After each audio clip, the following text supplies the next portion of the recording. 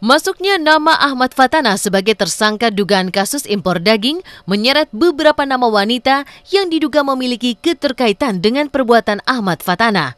Setelah Ayu Azhari diperiksa KPK, yang paling mengejutkan adalah munculnya nama model seksi Vitalia Sesha. Vitalia muncul di KPK saat dirinya dipanggil sebagai saksi. Ironisnya, usai pemeriksaan dirinya itu, mobil yang tadi membawa dirinya dengan terpaksa ia tinggalkan di gedung KPK karena Komisi Pemberantasan Korupsi ini telah menyitanya. Tak hanya mobil, jam tangan seharga 70 juta rupiah kabarnya juga ikut diambil KPK. Enggak, bukan panggilan, tapi hanya melengkapi dokumen yang perlu diserahkan berdasarkan KPK.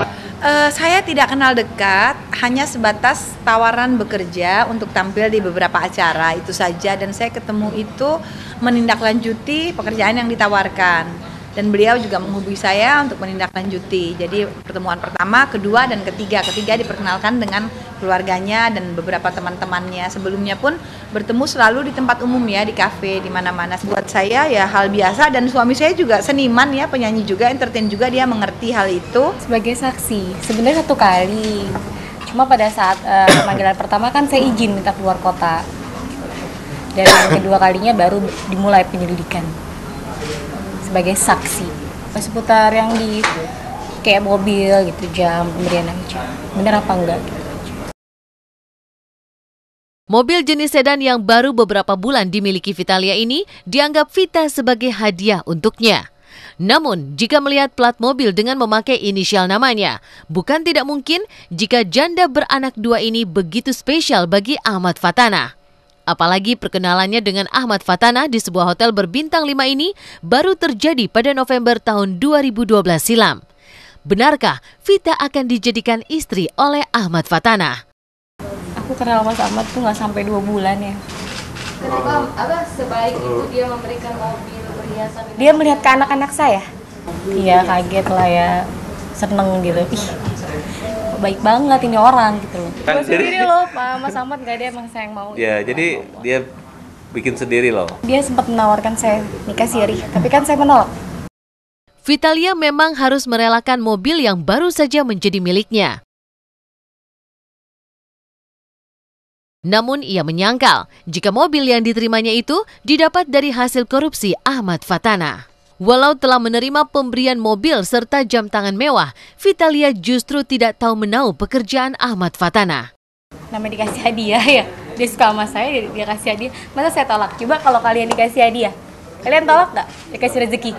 Nggak mungkin dong nggak nolak. Iya kan? Tapi kalau itu saya tahu, ini uang korupsi saya beli nih uang korupsi nih, ini buat kamu.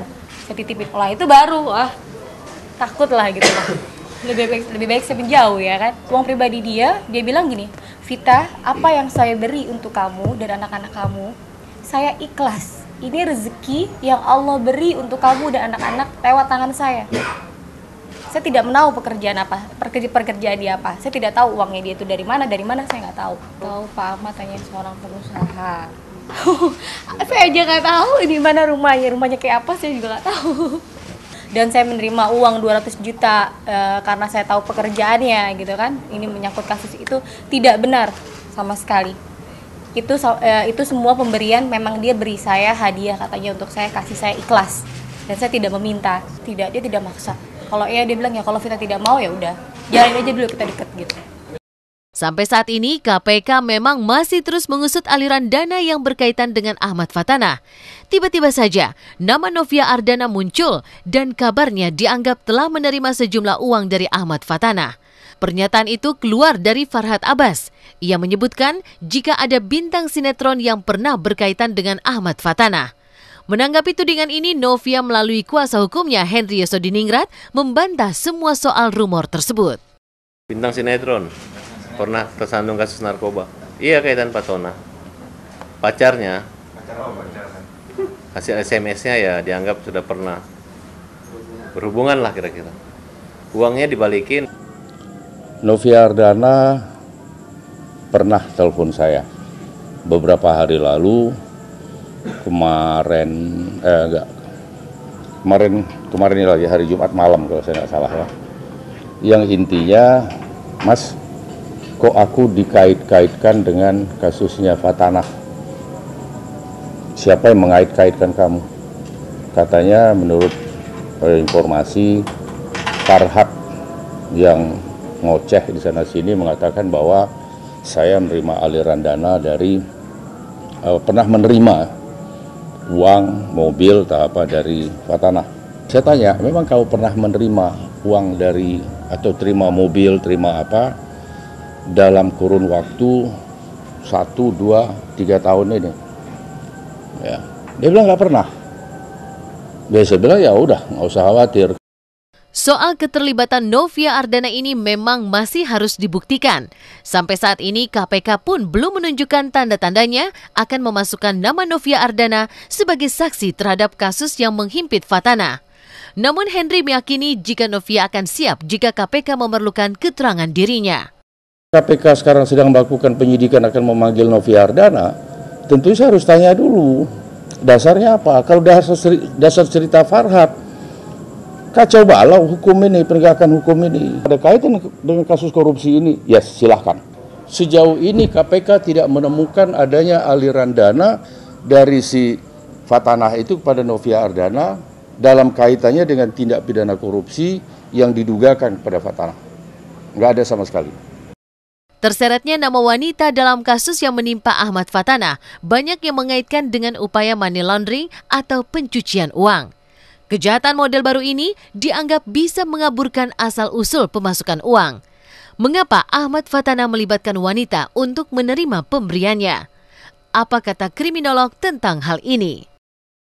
Permasalahannya adalah kenapa yang diberikan adalah kepada seorang wanita muda, ya, dan sebetulnya tidak memiliki hubungan apa-apa, sehingga lalu kita berpikir mengenai yang ketiga, bahwa yang ketiga ini adalah sebetulnya itu adalah satu bentuk pembayaran, satu bentuk tukar-menukar terhadap gratifikasi seksual yang telah diberikan oleh wanita tersebut gitu ya kepada si